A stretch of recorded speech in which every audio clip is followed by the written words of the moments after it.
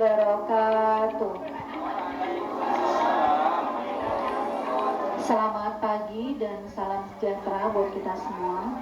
Yang sama-sama kita hormati Bapak Kepala SMA Negeri 9 Jakarta, Bapak Dr. Andes Haji Muhyiddin, Ibu Wakil Kepala Sekolah Bidang Kurikulum, Ibu Sumarti, Ibu Wakil Kepala Sekolah Bidang Sarana, Ibu Niza, yang terhormat Bapak dan Ibu Guru, beserta staf SMA Negeri 9 Jakarta. Alhamdulillah pada kesempatan pagi hari ini kita bisa bersama-sama berkumpul di ruang guru SMA Negeri 9 Jakarta dalam rangka kegiatan diseminasi program guru penggerak yang pada kesempatan pagi hari ini akan dipaparkan oleh rekan kita Bapak Toto Sudanto. Sebelum kita mulai kegiatan kita, marilah sama-sama kita awali dengan baca lapas basmalah. Bismillahirrahmanirrahim. Izinkan saya membacakan susunan acara.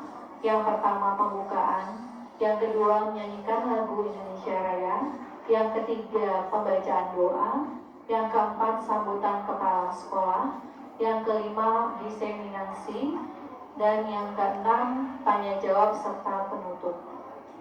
Marilah sama-sama kita awali kegiatan pagi ini dengan menyanyikan lagu Indonesia Raya. Kepada Bapak dan Ibu dimohon untuk berdiri.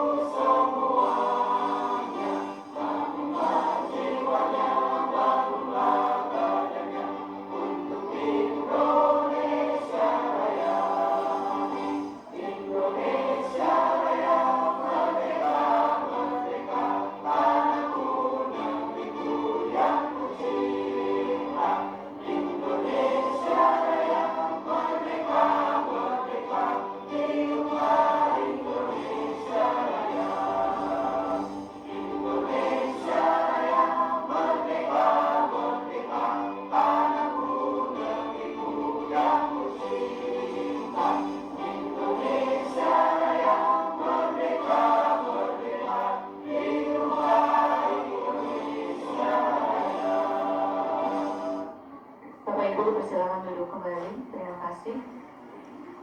Acara selanjutnya yaitu pembacaan doa kepada Bapak Dio, dipersilakan. Mari sama-sama kita awali acara diseminasi ini dengan berdoa, mudah-mudahan Allah berikan kelancaran dan Bapak diberikan ilmu yang manfaat dan bisa berimbas kepada kita semua. Astagfirullahaladzim, astagfirullahaladzim, astagfirullahaladzim. Bismillahirrahmanirrahim. Alhamdulillahi rabbil alamin. Allahumma salli ala sayyidina Muhammadin wa ala ali sayyidina Muhammad. Allahumma firil dhunub wasturil uyub wasahhil kullal madlub.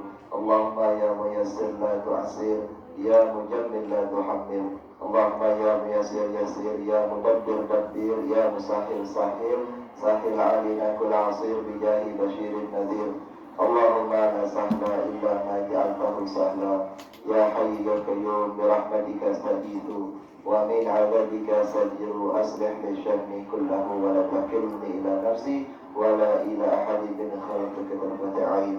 Rabbana atina min ladunka rahmatan wa hayyi lana min amrina rashadan. Rabbana atina fid dunya hasanah wa fil akhirati hasanah wa qina adzabannar. وصلى الله على سيدنا محمد النبي الأمي وعلى آله وصحبه وسلم والحمد لله رب العالمين. Terima kasih kepada Pak Dio, mudah-mudahan menambah keberkahan kita pada pagi hari ini. Acara selanjutnya yaitu sambutan dari Kepala SMN Sungai Jakarta kepada yang terhormat Bapak Dr. Andes Haji Muhyiddin, kami persilakan. Bismillahirrahmanirrahim. Assalamualaikum warahmatullahi wabarakatuh. Yang saya hormati Bapak dan Ibu Wakil Kepala Sekolah, Ibu Nija Jasrita, Ibu Sumarti dan Pak Rusli Jakaria. Yang saya hormati Pak Dr. Sudarto Ahmad. Yang saya hormati Bapak dan Ibu Guru SMA Negeri 7 Jakarta.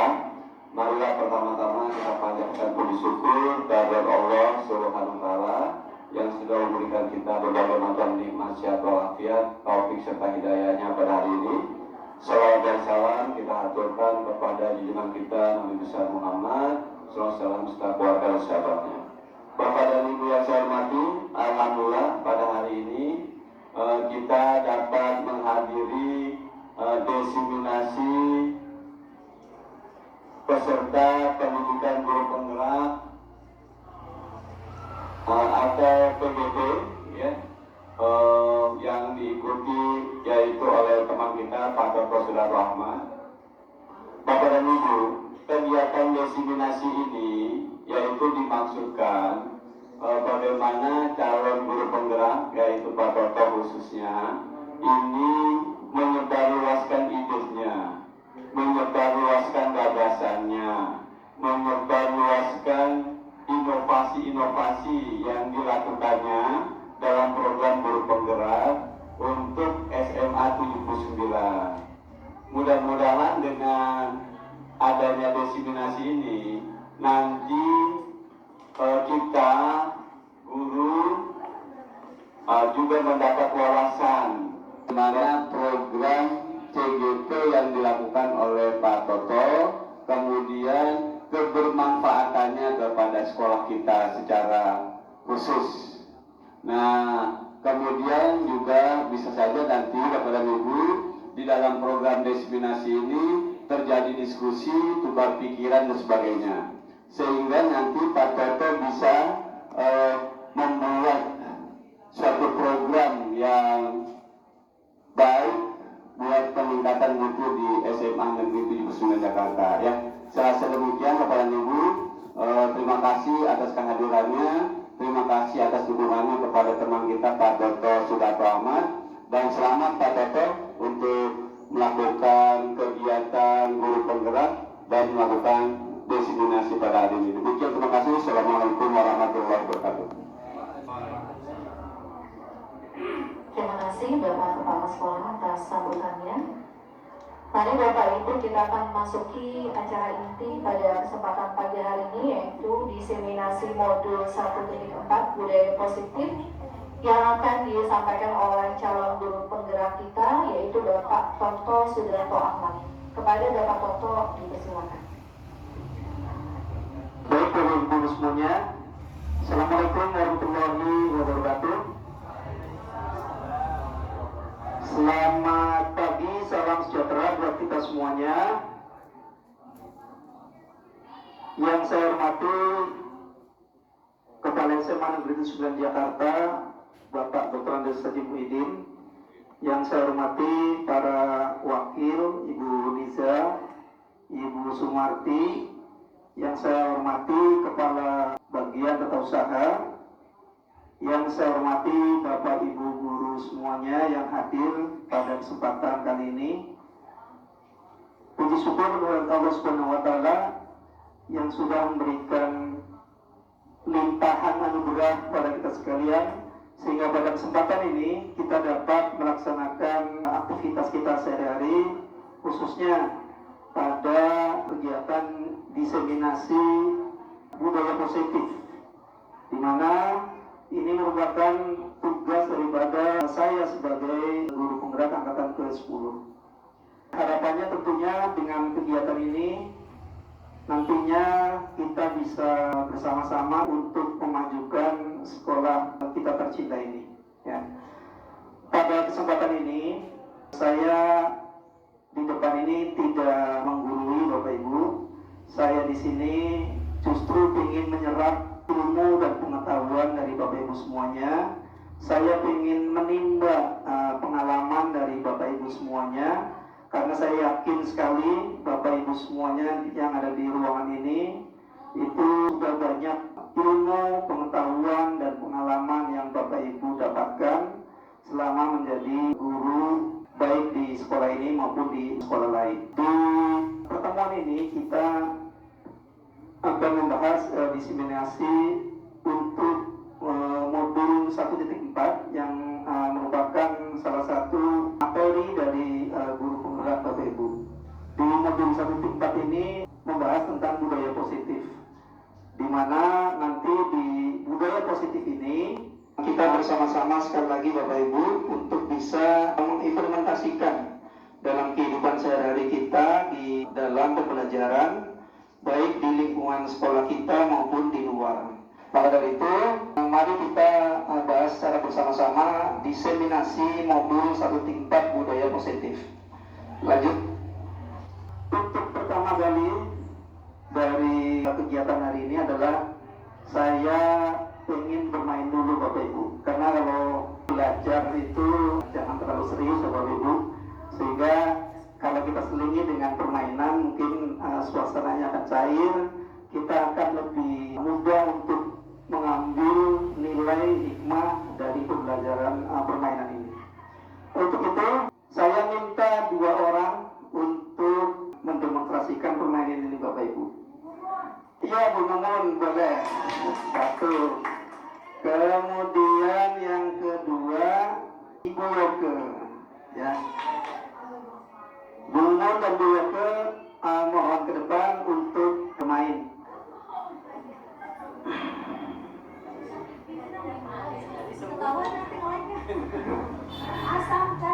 Ya, untuk permainan ini Bapak Ibu, anggaplah Bu Mumun dan Bu Yoke 2 orang teman lama, bahkan sahabat ya. Hubungan 2 orang sahabat itu sangat dekat ya. Sehari-hari bareng, makan bareng gitu ya, jalan bareng dan sebagainya. Artinya sahabat itu terlalu dekat. Nah, saya ingin mencontohkan, anggaplah ini adalah barang yang sangat berharga dan orang lain tidak boleh memiliki. Yang tahu itu hanya Bu Yoke. Nanti Bu Yoke menggenggam tangan, megang barang yang sangat berharga ini. Kemudian nanti Bu Mumun meminta agar Bu Yoke itu bisa membuka tangannya, agar Bu Mumun tahu ternyata adalah barang ini gitu. Tapi Bu Yoke, karena barang ini sangat berharga buat Bu Yoke sendiri, maka Bu Yoke bagaimana caranya agar tetap kekeh untuk tidak membuka. Karena kalau dibuka untuk orang lain berarti artinya ini sudah tidak berharga lagi. Paham ya Bu Yoke ya? Nah, Bu Mumun bagaimana caranya agar Bu Yoke bisa membuka dengan cara merayu, atau dengan cara marah-marah, atau dengan cara mengancam, atau bahkan dengan cara kasih uang, sodok misalnya 1 miliar, mau enggak gitu misalnya.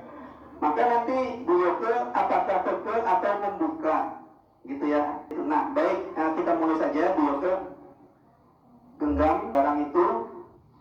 Oke, action, mulai. Lihat dong tuh yang di tangan kamu. Aku kan pengen lihat.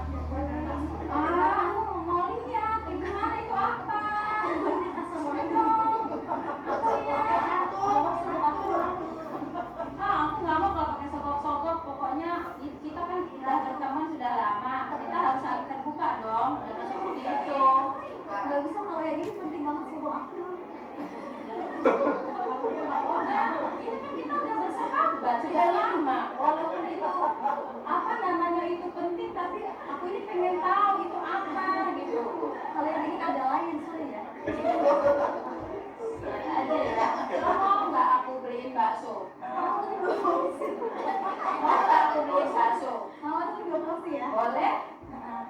Oh dong, baksonya mahal, aku mau yang nggak mau yang mahal, pokoknya bukan yang itu maunya apa? Mau bakso apa mau uang apa mau kita jalan-jalan? Bakso, mau neraka. Tangan aja.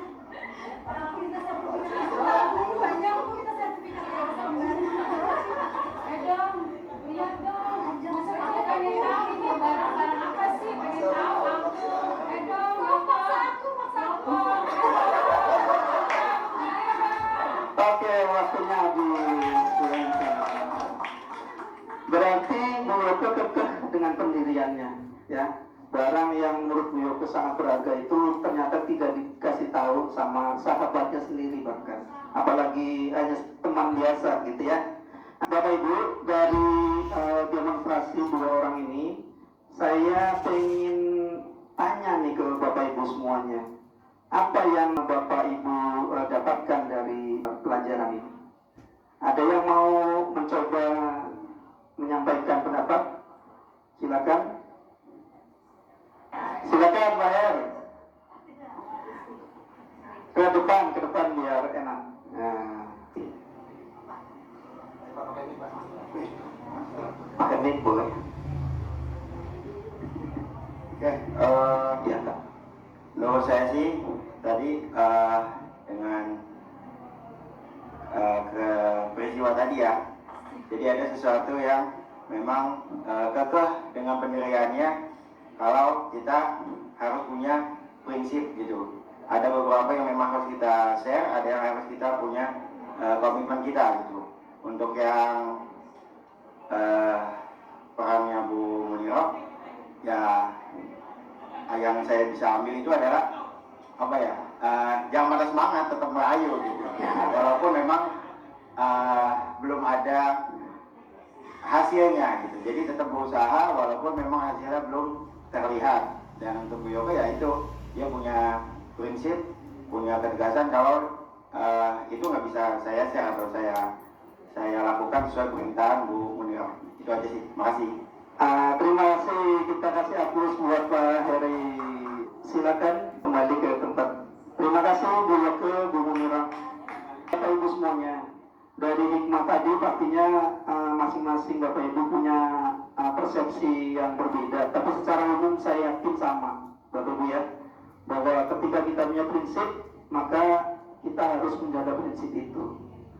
Dan apapun jalan rintangannya, itu akan selalu diusahakan agar prinsip itu tetap harus di tangan kita. Begitu ya Bapak Ibu. Lanjut, budaya positif merupakan perwujudan dari nilai-nilai atau keyakinan universal yang diterapkan di sekolah. Budaya positif diawali dengan perubahan paradigma tentang teori kontrol Bapak Ibu ya, teori kontrol dalam pembelajaran.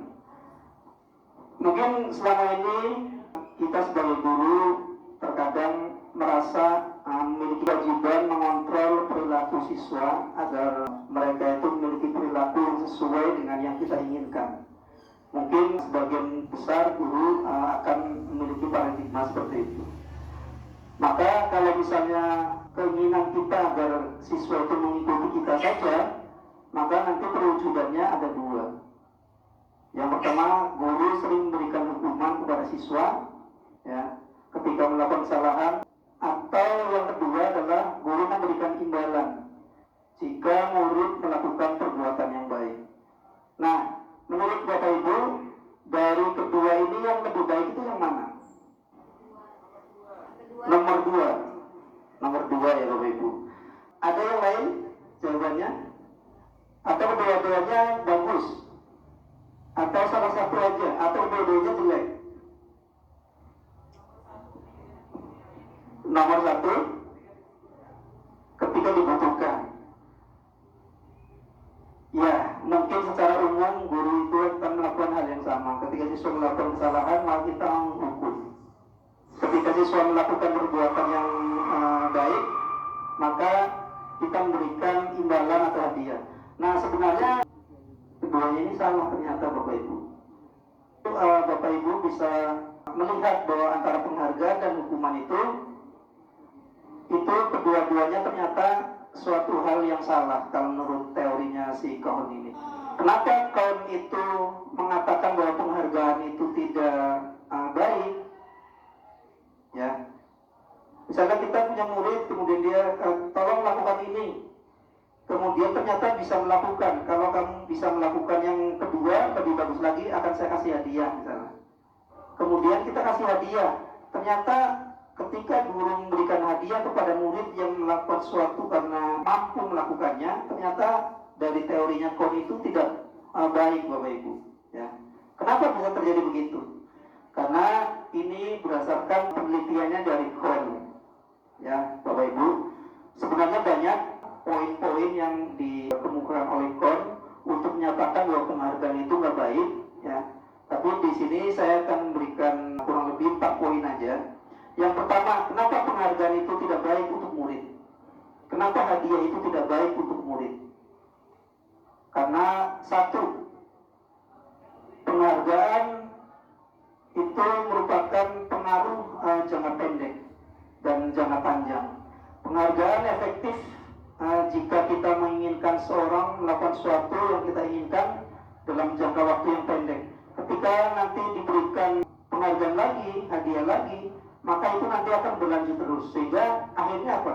Akhirnya si siswa yang diberikan penghargaan terus-menerus ketika melakukan sesuatu yang baik misalnya, maka akhirnya akan menjadi ketergantungan.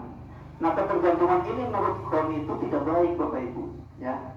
Yang kedua, penghargaan merusak hubungan. Sebenarnya di sini penjelasannya banyak, Bapak Ibu, ya, ada beberapa poin. Cuma saya ambil poin yang penting aja.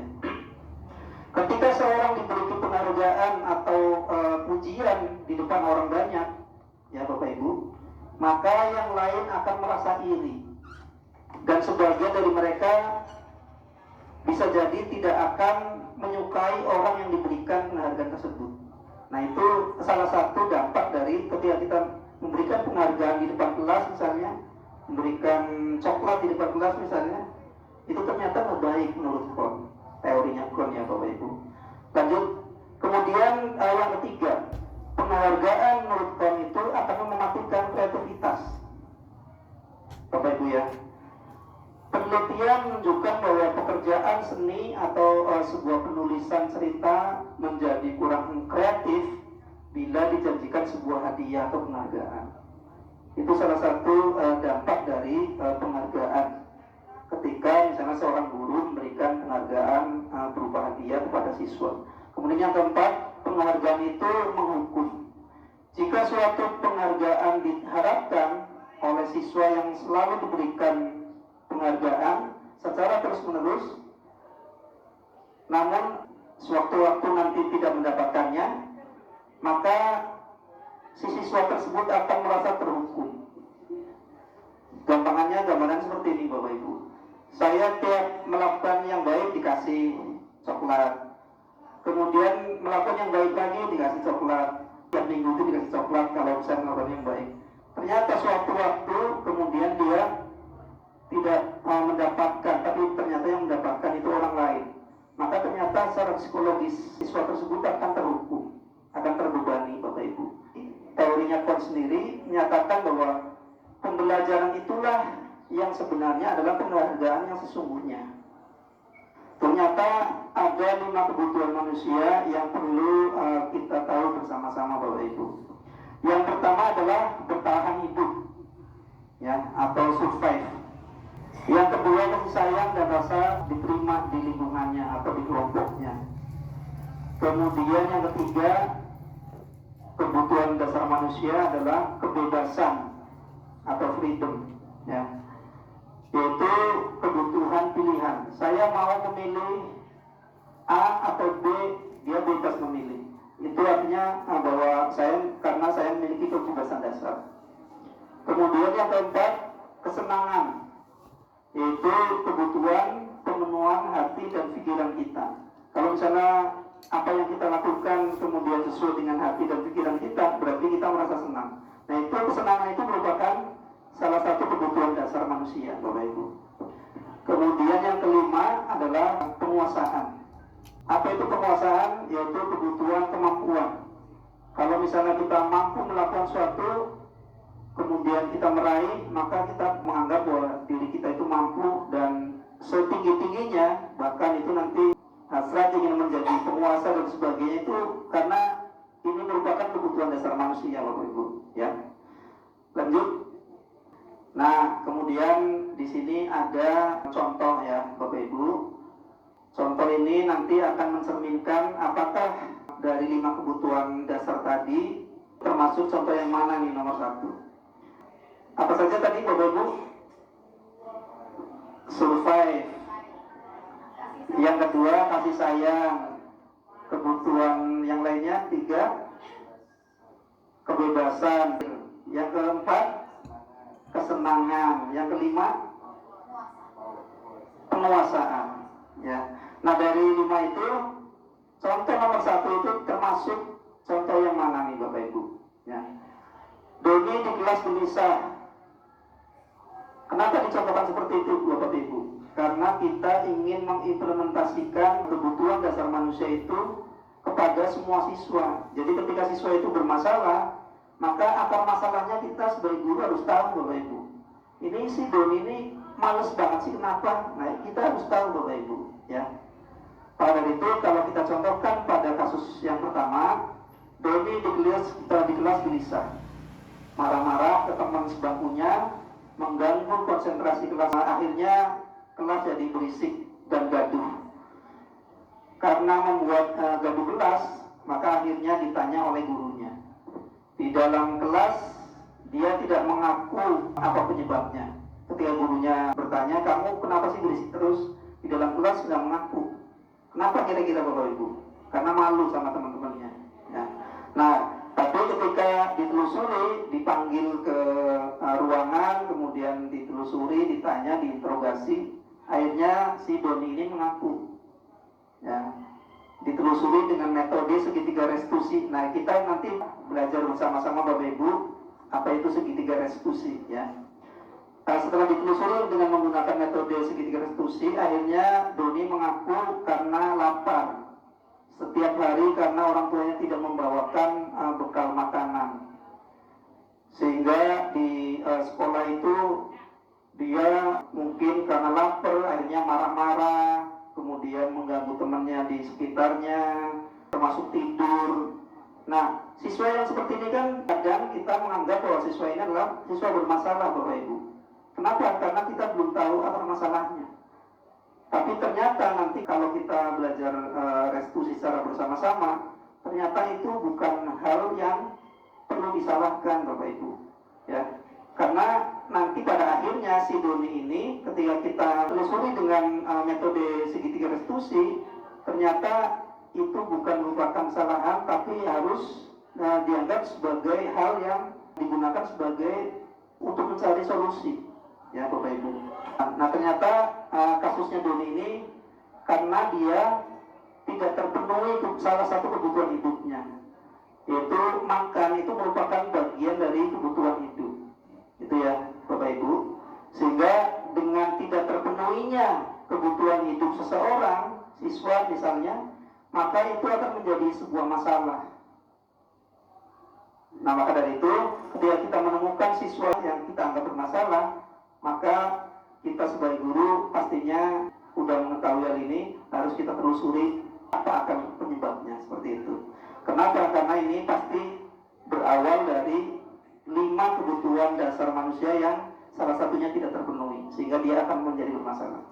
Di sini disimpulkan bahwa kalau seorang siswa itu tidak terpenuhi salah satu kebutuhan dasarnya dari ke-5 tadi, maka nanti ternyata itu akan menimbulkan sebuah permasalahan. Ya, contohnya Doni tadi, kemudian contohnya seorang yang tidak mendapatkan kasih sayang, maka dia akan bermasalah di dalam kehidupan sehari-harinya. Kenapa? Karena sekali lagi salah satu kebutuhan dasar manusianya itu tidak terpenuhi, ya Bapak Ibu. Lanjut, Pak Dio. Nah, ini Bapak Ibu yang penting. Ketika seorang murid melakukan suatu perbuatan yang bertentangan dengan nilai-nilai kebajikan, ya Bapak Ibu, seperti tadi yang saya sampaikan, atau melanggar peraturan, hal itu sebenarnya dikarenakan siswa tersebut gagal terpenuhi kebutuhan dasarnya, kebutuhan dasar sebagai manusianya. Itu tadi motivasi perilaku manusia. Singkat saja Bapak Ibu ya. Dari motivasi perilaku manusia itu ternyata ada 3 Bapak Ibu. Yang pertama, kita melakukan sesuatu itu karena menghindari rasa sakit atau ketidaknyamanan. Yang kedua, melakukan sesuatu itu karena adanya dorongan dari lingkungan atau dari orang lain. Kemudian yang ketiga, melakukan sesuatu itu karena mendapatkan apa yang kita inginkan. Nah dari ketiga motivasi itu Bapak Ibu, yang paling baik itu yang mana? Apakah yang pertama kita melakukan sesuatu itu karena menghindari rasa sakit atau menghindari hukuman misalnya, atau menghindari ketidaknyamanan, atau yang kedua kita melakukan sesuatu itu karena adanya orang lain, ingin dipuji, ingin dihargai oleh orang lain misalnya, atau yang ketiga melakukan sesuatu itu untuk mendapatkan apa yang kita inginkan. Kalau kita terapkan di siswa ya berarti siswa melakukan sesuatu itu untuk mendapatkan apa yang mereka inginkan. Nah, dari ketiga itu yang terbaik itu menurut Bapak Ibu yang mana? Pasti dari ketiga itu ada yang terbaik. Yang ketiga ya Bapak Ibu, kenapa kira-kira alasannya?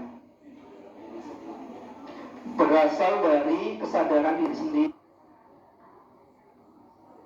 Nah, istilah disiplin sering kita dengar ya, bahwa disiplin biasanya dikaitkan dengan tata tertib, disiplin dikaitkan dengan hukuman termasuk ya Bapak Ibu.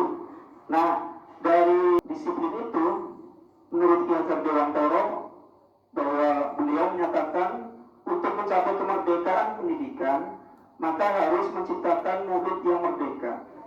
Nah, sekarang kita mengenal ada hukuman, ada konsekuensi, ada restitusi. Ya, Bapak Ibu, untuk hukuman dan konsekuensi itu sekilas sama ya Bapak Ibu. Sekilas sama. Ketika siswa melakukan pelanggaran, ada sebagian guru yang menghukum, ada sebagian guru yang memberikan konsekuensi. Nah, keduanya itu ternyata berbeda Bapak Ibu. Kalau hukuman itu nanti akan berpengaruh kepada sesuatu yang menyakitkan, ya, atau sesuatu yang membebani dari siswa tersebut. Ya, apalagi kalau dilakukan di luar kemampuan siswa, maka itu akan terbebani lebih berat lagi. Kalau konsekuensi itu sesuatu yang terjadi, sementara kalau restitusi itu adalah sebuah pilihan. Ini sebenarnya banyak banget perbedaannya ya Bapak Ibu antara hukuman, konsekuensi, dan restitusi. Hukuman itu tidak nyaman untuk siswa dalam waktu yang panjang. Kalau konsekuensi tidak nyaman untuk siswa dalam waktu yang pendek. Nah, ini perbedaannya juga antara hukuman dan konsekuensi. Tapi kalau restitusi itu justru menguatkan untuk siswa dalam waktu yang panjang. Artinya apa Bapak Ibu? Antara hukuman, konsekuensi, dan restitusi itu ternyata yang paling baik restitusi. Nah, restitusi inilah ternyata yang mungkin selama ini kita kurang mendengar, kurang memahami. Ternyata istilah restitusi ini hadir di dalam kurikulum Merdeka Bapak Ibu ya. Karena kurikulum sebelumnya mungkin kita belum mengenali. Ternyata di kurikulum Merdeka kita mengenal istilah restitusi, di mana restitusi itu merupakan solusi untuk menjadikan konsekuensi ketika siswa itu melakukan pelanggaran. Maka dengan restitusi itulah nanti diharapkan pelajaran dan pendidikan di sekolah kita itu akan menjadi sebuah solusi ya untuk menangani ketika siswa itu melakukan pelanggaran. Karena selama ini yang kita kenal itu siswa melakukan pelanggaran ya hukum atau diberikan konsekuensi. Misalnya dia memecahkan gelas, misalnya memecahkan gelas di laboratorium, maka ketika guru itu karena kamu memecahkan gelas, maka saya minta kamu lari 10 kali lapangan. Itu hukuman apa konsekuensi kira-kira Bapak Ibu? Hukuman. Tapi ketika guru itu misalnya karena kamu memecahkan gelas, maka sebagai pertanggungjawaban kamu ganti gelas ini besok. Kira-kira itu hukuman atau konsekuensi Bapak Ibu? Konsekuensi. Ya. Tapi nanti restitusi lain lagi. Ternyata ada yang lebih bagus dari konsekuensi. Nah, maka dari itu kita di sini bahas bareng-bareng Bapak Ibu. Apa itu restitusi? Restitusi inilah solusi ya Bapak Ibu dari sebuah pelanggaran siswa. Maka dari itu mungkin ke depan pasti kita juga akan mengenal, bahkan mungkin bisa mengimplementasikan dalam kehidupan kita sehari-hari dalam pembelajaran. Kita gunakan metode restitusi untuk menyelesaikan masalah. Apa itu restitusi, Bapak Ibu? Pasti Bapak Ibu sudah tahu ya. Restitusi itu merupakan proses menciptakan kondisi bagi murid untuk memperbaiki kesalahannya mereka, sehingga mereka bisa kembali pada kelompok mereka dengan karakter yang lebih kuat. Itu menurut dosen ya Bapak Ibu. Jadi restitusi itu merupakan proses penciptaan kondisi yang baik agar ketika siswa melakukan kesalahan, maka dengan kesadaran sendiri ya, dengan dituntun oleh guru, kemudian siswa sendiri sadar, maka akhirnya dia bisa mencari solusinya sendiri, sehingga permasalahan yang dilakukan itu terjawab dengan solusinya sendiri, Bapak Ibu.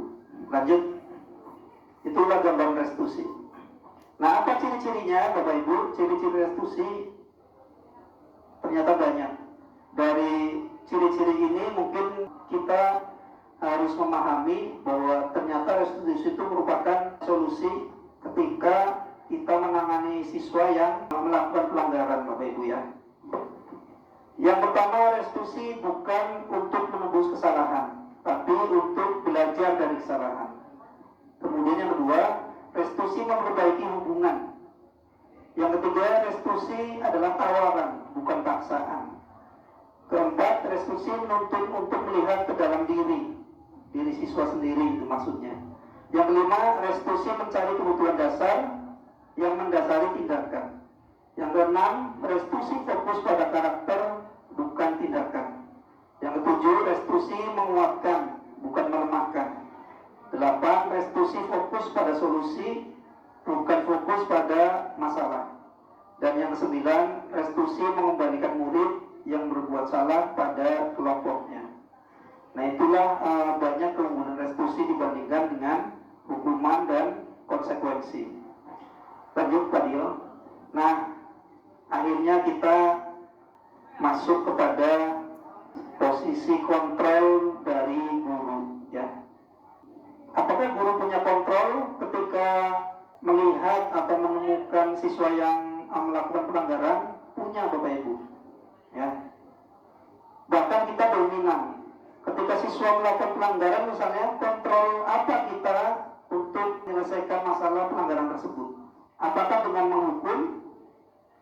Apakah dengan menjadikan siswa tersebut sebagai teman? Atau kita guru sebagai pembuat merasa bersalah? Atau kita posisikan sebagai pemantau? Atau yang kelima, kita posisikan sebagai manajer. Nah, dari kelima, dari posisi kontrol seorang guru itu yang kita berikan kepada anak ketika anak itu melakukan kesalahan, maka dari kelimanya ini yang terbaik menurut Bapak Ibu yang mana nih, Bapak Ibu? Yang ketiga, ya silakan Bu Minel. Kenapa dia sampai Putar. melakukan kesalahan? Jadi kemudian masih bisa bercerita apa adanya. Oh, baik. Terima kasih Bu Minel. Kita berikan aplaus biar nggak ngantuk. Ya, menurut Bu Minel, ketika kita menemukan anak melakukan pelanggaran, ternyata kita buat anak sebagai teman. Kenapa? Alasannya agar si siswa tersebut bisa bercerita apa penyebabnya dan sebagainya. Gitu, Bu Minel ya. Ya, menurut Bu Minel, kita jadikan siswa yang melakukan pelanggaran sebagai teman. Apakah ada yang lain, Bapak Ibu, yang mau berpendapat berbeda? Apakah ada yang berbeda dengan Bu Minel? Ada yang mau ngasih pendapat lain? Tidak ada. Baik, Bapak Ibu, ketika kita menemukan seorang anak yang melakukan pelanggaran, siswa melakukan pelanggaran, maka di pembelajaran di dalam kurikulum Merdeka, yang mana kurikulum Merdeka itu disarikan dari konsep pembelajarannya Ki Hajar Dewantoro, bahwa Ki kita sebagai guru, sebagai pendidik itu harus selalu berpihak kepada murid, ya. Sehingga ketika murid melakukan kesalahan pun kita sebagai guru itu harus mampu menyelesaikannya. Tapi dengan cara apa? Kalau dengan cara menghukum, salah. Sekarang bahkan banyak dinas pendidikan atau kementerian bahkan itu tidak memperbolehkan anak salah. Kemudian kalau dijadikan sebagai teman ternyata kurang baik. Ada yang bagusnya, cuma kurang baik. Ternyata yang paling bagus ketika siswa itu melakukan pelanggaran, kita gunakan pelayanan sebagai manajer. Dengan kita menjadikan kasus yang dilakukan siswa, kemudian kita memposisikan sebagai manajer, maka ternyata akhirnya siswa yang melakukan pelanggaran itu bisa bercerita kepada gurunya, bukan sekedar cerita saja, tapi bahkan bisa mencari solusi. Bisa mencari solusi sendiri tanpa guru memberikan kesalahan sama siswa. Jadi kita sebagai guru ketika menemukan anak pelanggar, kita nggak langsung menyalahkan, tidak boleh Bapak Ibu ternyata sekarang. Tapi kita harus selesaikan dengan cara siswa bercerita, kemudian kita kaitkan dengan kesepakatan kelas. Akhirnya nanti siswa itu akan menyadari kesalahannya sendiri. Nah itu solusi yang paling jitu, ternyata siswa harus menyadari akan kesalahannya sendiri berdasarkan kesadarannya si siswa tersebut, bukan dari kemauannya guru kepada siswa. Ternyata seperti itu Bapak Ibu. Nah di sini Bapak Ibu mungkin tulisannya kurang besar, tapi buat gambaran aja sedikit. Untuk posisi kontrol guru ya Bapak Ibu, kalau guru itu memposisikan sebagai penghukum, maka di sini banyak kerugian. Kalau posisi guru itu sebagai pembuat orang merasa bersalah, maka guru itu pada saat menemukan kesalahan murid menunjukkan kekecewaan yang mendalam, kecewa terhadap muridnya. Itu kalau guru sebagai pembuat merasa bersalah, sehingga siswa itu akan minder dan sebagainya akhirnya. Kemudian yang ketiga adalah sebagai teman, seperti tadi yang Bu Minel katakan, kalau posisi kita sebagai guru menemukan siswa yang melakukan kesalahan sebagai teman, maka membuatkan alasan-alasan untuk murid-muridnya, karena dia menganggap guru itu sebagai teman saya, dianggap sebagai teman, gitu ya Bapak Ibu. Karena teman maka di situ akan terjadi kesetaraan, ya. Kemudian sebagai pemantau, maka dia akan menghitung dan mengukur layaknya seorang pemantau, ya. Kemudian kalau posisi kita sebagai manajer, ini akan mengajukan pertanyaan-pertanyaan. Guru akan memberikan pertanyaan-pertanyaan kepada siswa yang melakukan kesalahan, sehingga dari pertanyaan-pertanyaan itu yang tidak harus menyalahkan, akhirnya nanti siswa itu di akhir proses penanganan siswa itu, siswa akan sadar akan kesalahannya sendiri. Nah kira-kira seperti itu kalau posisi kita sebagai manajer. Lanjut Pak Dio. Nah di sini kita nanti mengenal Bapak Ibu, ada peraturan kelas, ada kesepakatan kelas, ada keyakinan kelas. Nah dari ketiganya itu apakah sama atau berbeda menurut Bapak Ibu? Berbeda ya? Berbeda. Apa perbedaannya? Peraturan kelas itu merupakan seperangkat kenyataan yang sudah dibuat terlebih dulu oleh guru tanpa melibatkan semua siswa di kelas itu. Maka siswa itu akan menerima sanksinya walaupun tidak berkontribusi dalam membuat pernyataan. Ya, jadi peraturan kelas itu ya yang melakukan berarti atas dasar kemauan dari guru. Ya. Kemudian kalau kesepakatan kelas itu merupakan seperangkat pernyataan yang dibuat bersama-sama antara guru dan siswa di dalam kelas, ya. Dan diberlakukan kepada semua warga kelas di sini artinya guru dan siswa. Nah, sekarang apa perbedaannya antara peraturan kelas dan kesepakatan kelas Bapak Ibu?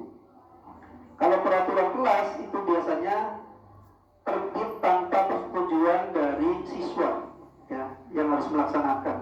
Kalau kesepakatan kelas adalah persetujuan yang dibuat bersama-sama antara guru dan murid. Jadi perbedaan antara kesepakatan kelas dengan peraturan kelas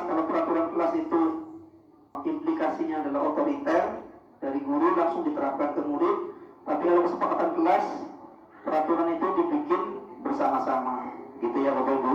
Karena dibikin bersama-sama, maka ketika siswa melakukan kesalahan, maka dia akan menerima konsekuensinya karena peraturan itu dia yang bikin juga, ya, keterlibatan mereka juga. Seperti itu Bapak Ibu. Lanjut. Nah, di sini kita berikan contoh kesepakatan kelas yang disepakati oleh sebuah kelas, misalnya 12 MIPA 1. Kesepakatan kelas itu antara lain menjaga kelas bersih dan kondusif, saling menghormati dalam ucapan dan perilaku, saling menjaga keamanan dan seterusnya. Itu contoh dari kesepakatan kelas. Dengan kesepakatan kelas ini nanti akan membuat siswa merasa memiliki tanggung jawab. Kemudian siswa juga akan lebih termotivasi untuk belajar karena merasa dihargai dan dihormati. Kemudian kesepakatan kelas ini juga dapat membantu siswa untuk mengembangkan keterampilan sosial dan membangun budaya positif di sekolah. Nah, inilah salah satu dari fungsi kesepakatan kelas. Antara lain di dalamnya itu mampu membangun budaya positif sekolah, yang mana budaya positif ini harus kita kembangkan di dalam sebuah sekolah maupun institusi pendidikan yang lain. Lanjut Pak. Dengan kesepakatan kelas yang sudah kita buat bersama-sama oleh guru dan murid, akhirnya masuk ke dalam jiwa, hati, pikiran dan seterusnya, akhirnya menjadi sebuah keyakinan kelas. Maka dari itu, dengan kesepakatan kelas menjadi keyakinan kelas, kesepakatan kelas bertransformasi menjadi keyakinan kelas, maka kelas itu akan kondusif ketika kelas tersebut sudah menganut keyakinan kelas. Ya. Nah, kalau kelas itu sudah kondusif dan semua siswa itu mengikuti keyakinan kelas itu, maka kelas tersebut akan aman. Kalau ini dilakukan oleh sekolah, maka sekolah nanti akan memiliki kesepakatan sekolah dan akhirnya bertransformasi menjadi keyakinan sekolah. Ini fungsinya lebih banyak, lebih besar lagi Bapak Ibu. Nah, kalau ini kita terapkan di seluruh Indonesia misalnya, maka itu akan menjadi sebuah kesepakatan pendidikan di Indonesia, pendidikan nasional, dan akhirnya akan menjadi sebuah keyakinan pendidikan secara nasional. Kalau misalnya itu dilakukan, maka mimpi bahwa pendidikan itu akan maju di masa depan, maka itu akan tercapai Bapak Ibu. Lanjut. Nah, kemudian akhirnya kita sampai kepada segitiga restitusi. Bapak Ibu, segitiga restitusi inilah nanti yang akan menjadi metode dalam melaksanakan penanganan ketika siswa itu melakukan pelanggaran. Bukan dengan cara menghukum, bukan dengan cara konsekuensi, tapi dengan cara restitusi. Karena penanganan siswa ternyata ada 3 Bapak Ibu. 1 dengan cara menghukum, 2 dengan cara konsekuensi, dan yang ketiga dengan cara restitusi. Nah, cara restitusi inilah yang saat ini sedang digadang-gadang agar semua sekolah, semua institusi pendidikan akan melaksanakan restitusi ini Bapak Ibu ya. Apa langkah ketiga dari segitiga restitusi itu? Yang pertama, menstabilkan identitas. Yang kedua, validasi tindakan yang salah. Yang ketiga, menanyakan keyakinan. Lanjut Pak Dio. Sudah selesai. Demikian kalau misalnya Bapak Ibu nyimak dengan baik, maka ketika kita menemukan pelanggaran siswa, kita selesaikan dengan cara segitiga restitusi. Nah, untuk terakhir Bapak Ibu, sebelum saya tutup, saya akan menayangkan video saya yang sudah mempraktekkan segitiga restitusi ini Bapak Ibu ya. Saya tidak bermaksud ini ya Bapak Ibu mengajarkan, tapi sekali lagi ini adalah sharing aja biar kita tahu gambaran bagaimana cara menyelesaikan permasalahan ketika siswa melakukan pelanggaran. Maka kita dengan cara metode segitiga restitusi ini, maka kita nanti berusaha untuk menerapkan bersama-sama Bapak Ibu.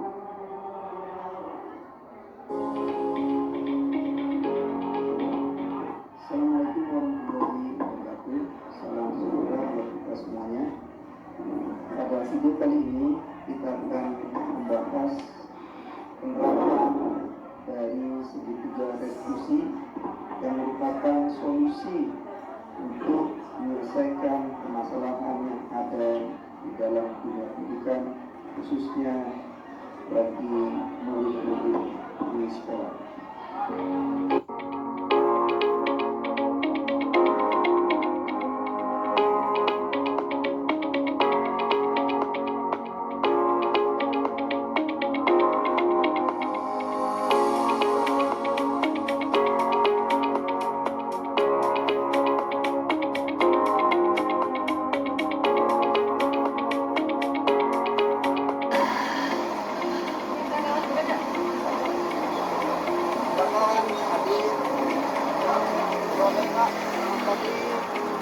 Terlambat, ya Pak. Adit, silakan Adit masuk.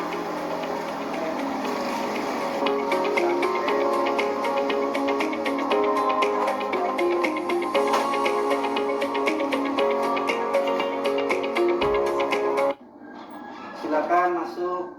Assalamualaikum Pak. Aditya, waalaikumsalam.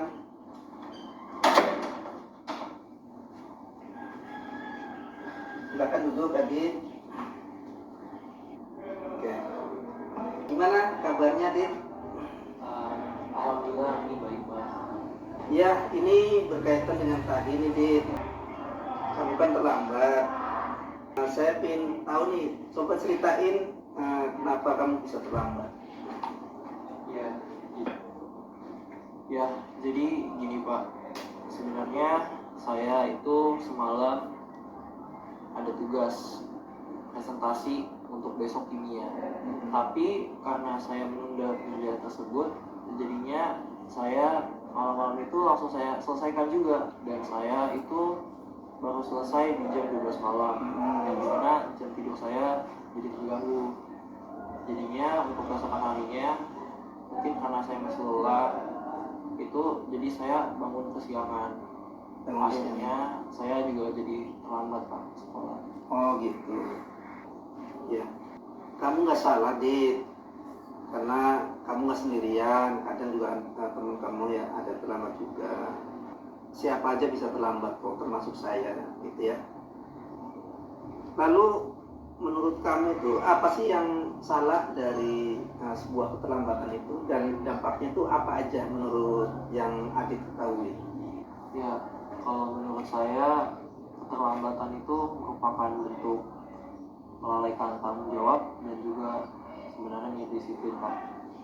Dampak-dampak yang aku rasain kalau misalnya aku terlambat ke sekolah itu kayak gak enak sama guru di jam pelajaran itu, harus juga gak masukan soalnya, terus jadinya ilmu yang dikasih juga gak maksimal karena kita datangnya terlambat.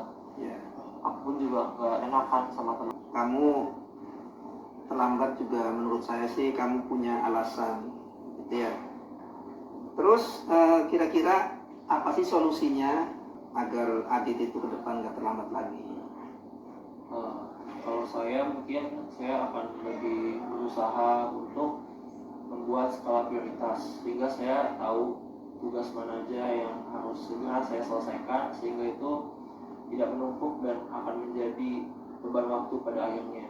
Dan saya mungkin juga akan belajar untuk tidur lebih cepat sehingga saya bisa sekolah itu bangunnya pagi dan di tepat waktu. Oh gitu. Solusi kamu sangat bagus banget ya. Saya sangat mengapresiasi kamu. Saya berharap mudah-mudahan kamu ke depan tidak terlambat lagi dan tetap semangat untuk belajar. Gitu ya, Dit ya. Terima kasih Pak atas bimbingannya untuk hari ini. Semoga saya juga bisa lebih baik lagi ke depannya dan tidak terlambat lagi. Baik, terima kasih Adit ya. Assalamualaikum. Waalaikumsalam Pak, makasih Pak. Ya, baik, terima kasih.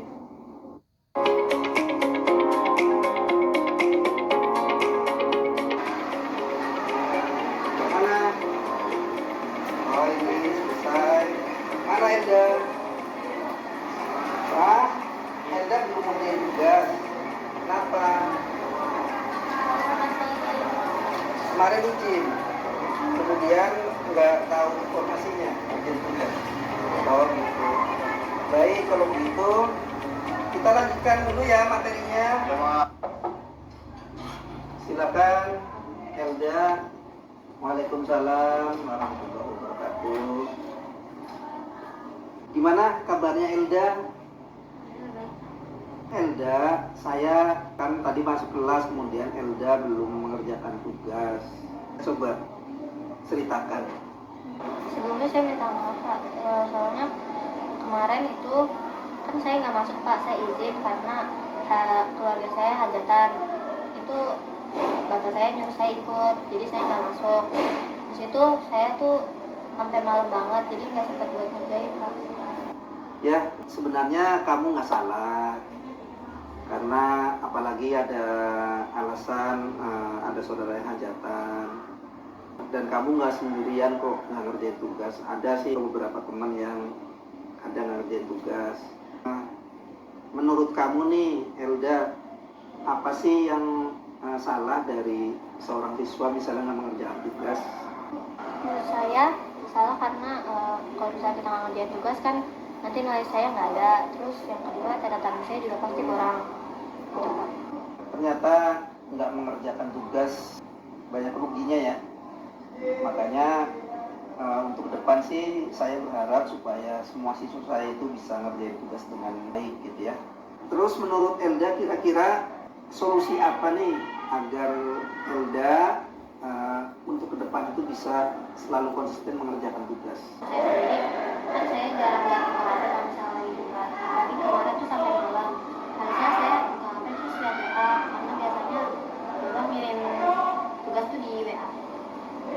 Oke, kalau begitu saya sangat mengapresiasi Elda karena dengan tidak mengerjakan tugas akhirnya Elda sadar bahwa itu memang nggak baik kalau misalnya untuk ke depan dan seterusnya Elda nggak mengerjakan tugas lagi. Saya yakin Elda itu bisa memberikan solusi untuk ke depan, tidak terlambat lagi untuk mengerjakan tugas, gitu ya. Iya Pak, nanti ke depannya saya bakal lebih sering ke WA buat lihat kelas karena di kelas biasanya ada tugas. Jadi saya itu sangat setuju jika penanganan pelanggaran siswa itu dilakukan dengan cara yang seperti ini. Kenapa? Karena kalau menurut saya cara ini itu tidak langsung memarahi siswa atau menjustifikasi kesalahan siswa dan langsung menghukum siswa gitu. Jadi kita tahu dengan cara bertanya lalu mencari solusinya bersama sehingga para siswa itu juga bisa jadi lebih enak dan bisa juga mungkin akan memberikan solusi yang tepat bagi para siswa jadi seperti saya sehingga kesalahan-kesalahan kita di depannya itu tidak terulang lagi. Saya sangat setuju dengan metode ini dengan cara guru tidak langsung memarahi dan menghukum siswa, tetapi dengan cara diajak ngobrol dengan mencari solusi supaya siswa yang terkena masalah mendapatkan apa yang harus dia lakukan gitu. Saya sendiri sadar untuk kedepannya saya tidak akan mengulanginya lagi. Saya akan konsisten mengecek grup kelas supaya saya bisa mengerjakan tugas dengan baik. Demikianlah pembahasan penerapan dari segitiga diskusi. Mudah-mudahan dapat menjadi manfaatnya. Ya, demikian Bapak Ibu video yang sudah pernah saya buat untuk menerapkan dari segitiga restitusi. Mudah-mudahan sedikit banyaknya ada manfaatnya untuk kita semuanya, dan saya harapkan juga untuk Bapak Ibu semuanya nanti pada akhirnya Bapak Ibu semuanya dapat menerapkan segitiga restitusi ini di sekolah ini maupun di sekolah yang lain. Mungkin itu dari saya Bapak Ibu sebagai narasumber dari kegiatan diseminasi ini. Mudah-mudahan apa yang kita bahas secara bersama-sama ini kita dapat mengambil manfaatnya. Kurang lebihnya mohon maaf. Wassalamualaikum warahmatullahi wabarakatuh. Baik, terima kasih Pak Boto atas materi yang sudah disampaikan. Lanjut kita akan masuk pada sesi tanya jawab. Bapak Ibu dipersilakan untuk bertanya jika masih ada yang kurang agar lebih jelas lagi terhadap materi yang disampaikan oleh Pak Bapak. Silakan Bapak Ibu yang ingin bertanya. Baik, ada Pak Hadi. Silakan Pak Hadi. Saya ingin bertanya, restitusi dengan restitusi. Jadi apakah pengucapannya itu restitusi atau restitusi? Karena kan ini mempengaruhi juga. Pasti ya. Terima kasih. Assalamualaikum warahmatullahi wabarakatuh. Waalaikumsalam warahmatullahi wabarakatuh. Terima kasih Pak Hadi sudah bertanya. Langsung dijawab ya Bapak Ibu. Pengucapannya yang saya tahu ya, karena kita kan belum lama belajar ya Bapak Ibu, jadi sama-sama belajar. Yang kita tahu adalah restitusi. Yang kita tahu adalah restitusi, pengucapan aja. Ya Bapak Ibu, itu adalah restitusi. Ya silakan yang lain, ada yang mau bertanya silakan Ibu Yuni, boleh.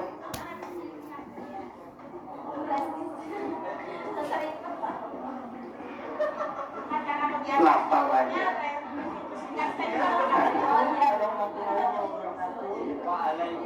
Saya ingin bertanya, Bapak kan sudah melakukan restitusi, nah sudah berjalan selama ini. Bagaimana dampaknya atau hasilnya? Nah, setelah saya amati anak saya sendiri nih, tadi kan yang ditayangkan itu anak saya sendiri. Berkali-kali dia selalu terlambat dan lepas gitu. Saya sudah berikan pandangan seperti yang Bapak lakukan itu, tapi perubahannya Enggak signifikan. Ya, terima kasih. Baik Bu, terima kasih atas pertanyaannya. Pertanyaannya bagus banget ya Bapak Ibu. Kita sudah menangani siswa berkali-kali ya, tapi siswa itu tetap aja begitu. Dia udah terlambat, kemudian besoknya terlambat, sekarang terlambat lagi. Berulang-ulang dilakukan seperti itu. Nah Bapak Ibu, ketika kita menangani pelanggaran siswa dengan restitusi, maka kita ada langkah-langkahnya Bapak Ibu. Yang pertama, secara umum kita bicara empat mata dengan siswa tersebut. Kemudian nanti dari situ kita bertanya, kita tujuannya tidak menyalahkan, tapi tujuannya itu ingin mengetahui permasalahannya apa. Langkah kedua itu juga dilakukan, dan sampai dengan langkah terakhir yang ketiga itu nanti akhirnya siswa merujuk kepada keyakinan kelas yang sudah dibuat, maka akhirnya siswa menemukan solusinya sendiri. Ya. Jadi memang langkah-langkah yang dilakukan itu harus berurutan Bapak Ibu, nggak langsung disertifikasi, nggak langsung menerima begitu aja juga, tapi harus ditelusuri menggunakan langkah-langkah segitiga ini Bapak Ibu. Itu langkah-langkah selanjutnya kalau penanganan dengan restitusi itu berkali-kali tidak berubah, maka tetap dilakukan dengan tahapan-tahapan yang lain, antara lain pemanggilan orang tua, kemudian penyelesaian bersama-sama dengan wali kelas dan guru BK dan sebagainya. Seperti itu Bu Yuni, terima kasih. Ada lagi Bapak Ibu, silakan Ibu Sri. Mohon izin Pak, itu terkait dengan tadi keyakinan kelas. Saya yakin para wali kelas sudah membuat yang namanya kesepakatan kelas. Itu pasti sudah buat. Nah, tadi Bapak kemudian menyatakan keyakinan kelas ini adalah nanti titik terakhir di dalam membangun tujuan kelas. Ya. Nah, mohon izin barangkali kita bisa dikasih contohnya keyakinan kelas seperti apa. Apakah dia berbentuk kalimat? Kalau berbentuk kalimat seperti yang sudah kita tempel di kelas, kesepakatan kelas, bla bla bla bla bla bla, dengan segala pemecahannya, konsekuensinya, kemudian apakah dengan tanpa teks yang nantinya dia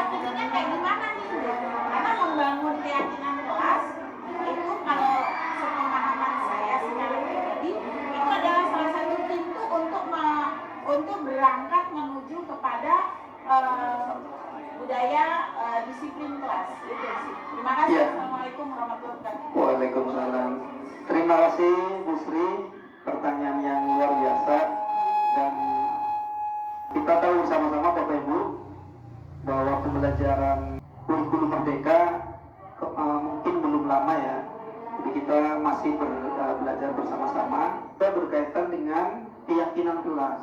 Sepemahaman saya, keyakinan kelas sekali lagi itu memang merupakan tujuan daripada kelas itu membangun karakternya, membangun jati dirinya, membangun kemajuan kelasnya. Sehingga ketika kita melihat di dalam kelas itu ada peraturan kelas, kemudian kesepakatan kelas, ini sebenarnya tidak cukup kalau menurut konsepnya kurikulum merdeka ini. Tapi kita berusaha sedemikian rupa semaksimal mungkin agar kesepakatan kelas ini dijadikan sebagai keyakinan kelas, sehingga setiap murid atau siswa yang berada di kelas tersebut maka akan mengikuti dengan sendirinya. Kenapa? Karena sudah menjadi keyakinan, sudah menjadi sanubarinya lah di dalam jiwanya siswa tersebut, dan ini berlaku untuk semua siswa. Ketika kesepakatan kelas itu sudah bertransformasi menjadi keyakinan kelas, maka semua murid yang ada di kelas tersebut akan mengikuti dengan sendirinya tanpa disuruh. Selanjutnya kebiasaan, kalau udah keyakinan itu sudah diikuti, selanjutnya dia akan jalan dengan sendirinya. Dia akan terbiasa dengan keyakinan kelasnya itu, sehingga tanpa disuruh oleh guru pun dia akan melakukan sendiri. Kira-kira seperti itu. Contoh misalnya sampah. Ketika masalah sampah di dalam kelas itu bukan menjadi keyakinan, maka dia akan terus nyampah. Tapi ketika sudah menjadi keyakinan di dalam kelas, sudah disepakati bersama awalnya, kemudian menjadi keyakinan, maka setiap individu di dalam kelas itu akan dengan sadar secara sendirinya, ketika dia melihat sampah di depan matanya di lantai misalnya, dia akan langsung ambil dan buang sampah di tempatnya. Itulah mungkin gambaran dari keyakinan kelas di dalam sebuah pembelajaran. Nah, sekali lagi kalau keyakinan kelas ini ditingkatkan menjadi keyakinan sekolah, maka itu akan menjadi dampak yang luar biasa di dalam sekolah tersebut.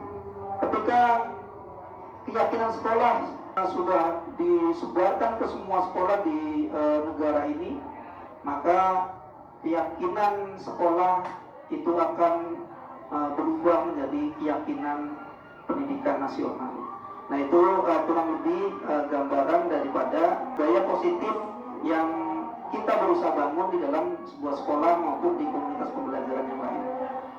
Demikian Ibu Sri Sarwani, apakah ada lagi Bapak Ibu yang mau bertanya?